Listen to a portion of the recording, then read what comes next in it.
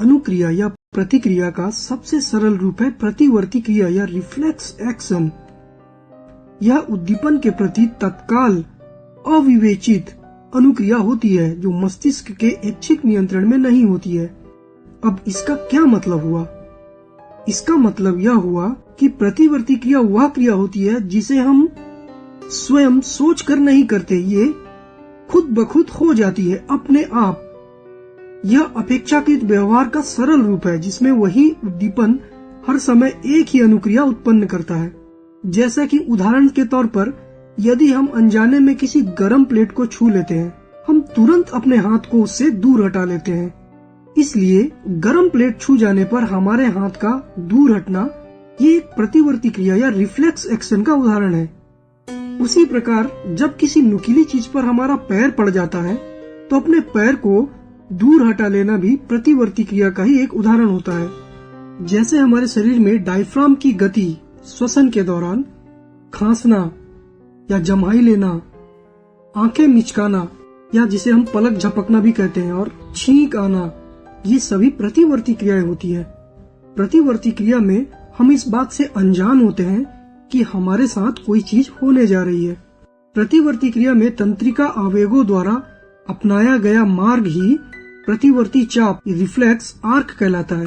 प्रतिवर्ती चाप तत्काल अनुक्रिया करवाता है। हम एक उदाहरण लेकर प्रतिवर्ती चाप का मतलब समझाएंगे। प्रतिवर्ती क्रिया उद्दीपन के प्रति एक अविवेचित अनुक्रिया है। उद्दीपन के प्रति जिस तरह हम अनुक्रिया दिखाते हैं, गर्म वस्तु जैसे गर्म प्लेट छूने पर हमारी प्रतिक्रिया उसका एक उदाहरण है। बहुत ही शीघ्र और उसके बारे में बिना सोच विचार किए हम अपना हाथ दूर खींच लेते हैं। इस प्रकार की बहुत ही शीघ्र और अविवेचित अनुक्रिया या बिना सोचे समझे जो अनुक्रिया होती है उसे प्रतिवर्ती क्रिया कहते हैं। अब हम इस चित्र में देखेंगे कि तंत्रिका आवेगों के द्वारा अपनाए गए मार्ग को जो दर्शा रहा है। यहाँ उद्दीपन उष्मा या ताप है जिसे हम गर्म प्लेट छू जाने पर अपने हाथ में महसूस करते हैं। इस ताप या उष्मा को हमारे हाथ में उष्माग्राही या हीट रिसेप्टर या थर्मो रिसेप्टर द्वारा महसूस किया जाता है।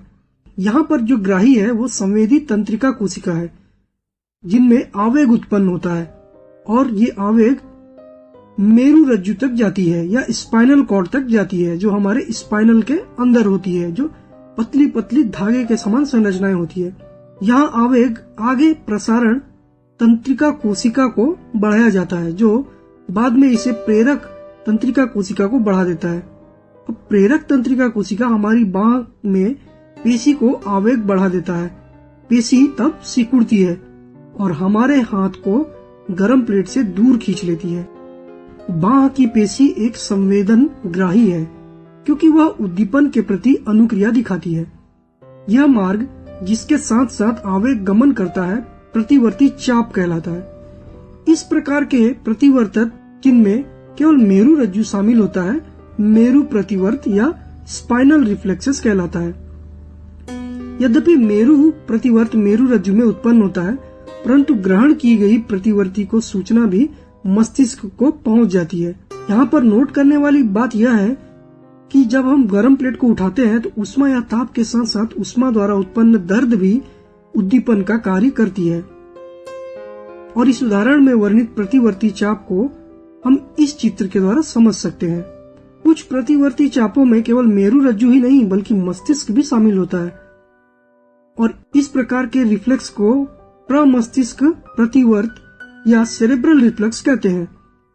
जैसे तीव्र प्रकाश की उपस्थिति में हमारे आंखों की पुतली का अपने आप सिकुड़ना प्रमस्तिष्क प्रतिवर्त का एक उदाहरण है। तो आज के लिए बस इतना ही, और ऐसे ही वीडियो के लिए हमारे